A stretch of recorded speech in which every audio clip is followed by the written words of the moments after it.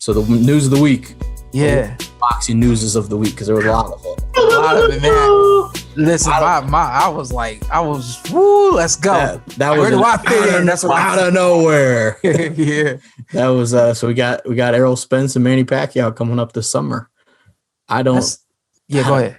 I didn't see that. I could be a naive boob, but I didn't see that. Like, that didn't factor in on my register at all. Me neither. Like, that was not on my radar. And all of a sudden, they were just like, "Wow, there it is." I was like, yeah, just throw it at you. Yeah, just throw it at you. Yeah, great fight. Absolutely.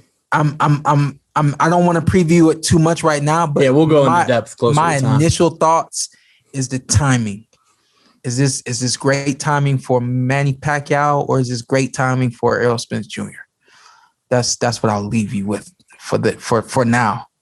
But that's the only thing that comes to my mind is who is this on time for? So how does this factor in, obviously, with you? Because now I made some phone calls.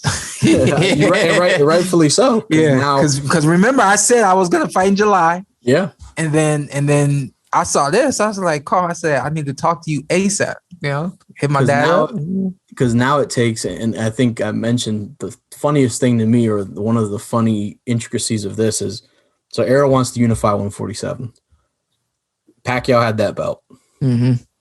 Pacquiao is moved to champion of recess, playing dodgeball and foursquare and all that. Ugas elevated to the title holder. So he gets escalated to, "I will smoke you in tetherball." Hey, you think I'm the only world champion that goes down the slide? No, I think there's world champions that go down the slide. Going down the slides with the kids. Yeah, no, you're a great father right here on the arm, same spot every time. But so then Ugas gets the belt, and then Errol, it's like, oh, that makes sense. I want to unify. Ugas right here, he got a belt now. Mm-hmm. Now you're fighting the guy who no longer has the belt, and you take the fight. If you're Errol, you take the fight, no question. Let's just do this, and it is what it is. WBA messed up, so that's their fault, per usual. Because what's gonna happen is you're a champion in recess, which means once I come back into the school, I'm back to work, you know. And so he's back to work. He's back to becoming to being the champion. It's no secret Manny Pacquiao doesn't need a belt. However, you're gonna give him the belt, and you want to be seen, and you want to be seen on the biggest stage. Manny Pacquiao versus Errol Spence Jr. is no bigger stage out there. 3% of Manny Pacquiao money or 3% of your Dennis Ugas money? Say what? Do you want 3% Manny Pacquiao money, or do you want 3%? Exactly, exactly. So I'm sorry, Ugas. No, I mean you're not crazy for that. You got but so Errol.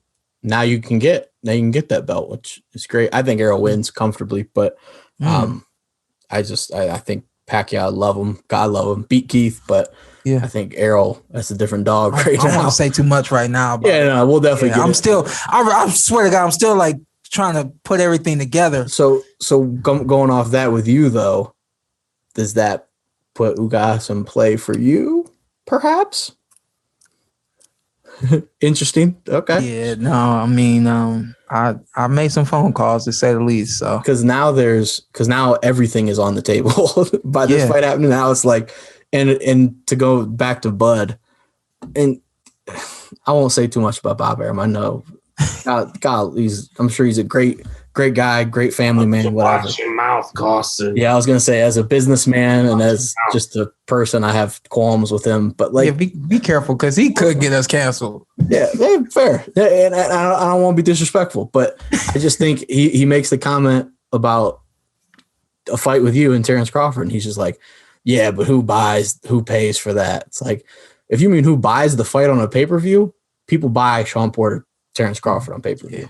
They do. I'm sorry if you have your thoughts tell you otherwise, but that happens. Yeah. So I don't know. He's just kind of frustrating. But for Bud, I think he might be the one that's kind of F the most. Yeah. Because now you're really sitting there like, well, so I'm looking for a signature win at 147, and two guys I really wanted to fight allegedly are fighting each other now. And you just got to sit there looking silly. Yeah. That's why if all you got, you try to get the Josh Taylor fight, even though what you said is going to be said. Oh, well, he's still a 140-pound guy, moving up. But, at least, again, it's two guys who moved up. But, on to for the Manny fight, though. If he can my thing with this fight, if Pacquiao can show up in the same form he did for Keith Thurman, then, we got to fight. Then we got to fight. We got a real fight on our hands, and I know you got, it doesn't sound like we should get too deep into it tonight, but Tim Bradley. I will say that we got a real fight on our hands.